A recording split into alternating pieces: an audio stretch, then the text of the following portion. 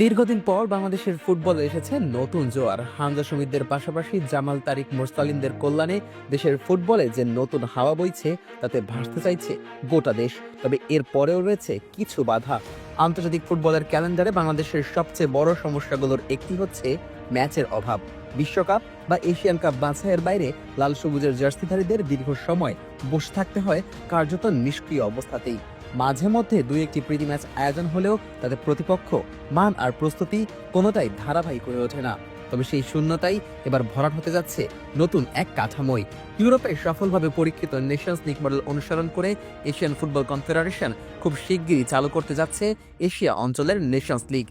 আর এর সবচেয়ে বড় সুফল পেতে পারে বাংলাদেশের মতো মাঝারি মানের দলগুলো। পাশাপাশি হামজা শমীদদের মতো বড় নামগুলো বাংলাদেশের হয়ে খেলার সুযোগ পাবে আরো বড় মঞ্চে।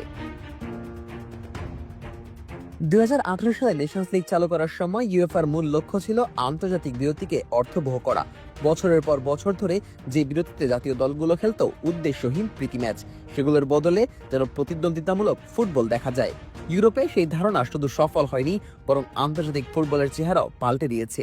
ছোট দলগুলো পেয়েছে বড় মঞ্চে নিজেদের প্রমাণের সুযোগ, আর বড় দলগুলো পেয়েছে নিয়মিত মানসম্পন্ন ম্যাচ। সেই সাফল্যেই এবার এশিয়ায় প্রয়োগ করতে যাচ্ছে এএফসি। এএফসির পরিকল্পনায় থাকছে 47টি সদস্য দেশ ফিফা আন্তর্জাতিক বিরতির সময় বিশ্বকাপ ও এশিয়ান কাপ বাছাইয়ের বাইরে এই নেশনস লিগ আয়োজন করা হবে। অর্থাৎ আগে যে সময়গুলোতে বাংলাদেশ জাতীয় দল কার্যত ম্যাচহীন থাকতো, সেসব উইন্ডোতেই নিশ্চিত ম্যাচ খেলবে দল। বাংলাদেশ বর্তমানে এশিয়ার র্যাঙ্কিংয়ে মাঝামাঝি অবস্থানে রয়েছে। সর্বশেষ ফিফা র্যাঙ্কিং অনুযায়ী এশিয়ার দেশগুলোর মধ্যে বাংলাদেশের অবস্থান 36 নম্বরে।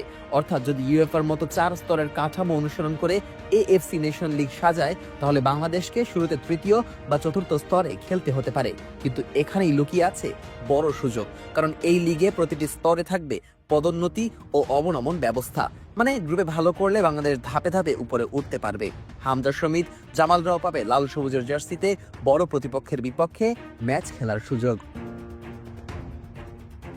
এতদিন বাংলাদেশকে হয় তুলনামূলক দুর্বল দল নয়তো সমমানের দলগুলোর বিপক্ষেই ম্যাচ খেলতে হতো। নেশনস লিগে সেই সমস্যা থাকবে না। র্যাঙ্কিং অনুযায়ী ভাগ হওয়ায় বাংলাদেশ খেলবে কাছাকাছি শক্তির দলগুলোর বিপক্ষে।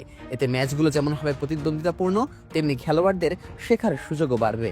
আরেকটি বড় দিক হলো ধারাবাহিকতা। বছরের নির্দিষ্ট সময় অন্তর নিয়মিত ম্যাচ খেললে জাতীয় দলের কোচিং স্টাফরা দীর্ঘমেয়াদী পরিকল্পনা বাস্তবায়নের সুযোগ পাবেন। খেলোয়াড়দের ফিটনেস, ট্যাকটিক্যাল বোঝাপড়া, দলগত সমন্বয় সবকিছুই তখন আর আন্দাজের উপর থাকবে না। বিশেষ করে ইউরোপে খেলা ফুটবলারদের সঙ্গে দেশীয় লিগের খেলোয়াড়দের মেলবন্ধন ঘটানো সহজ হবে।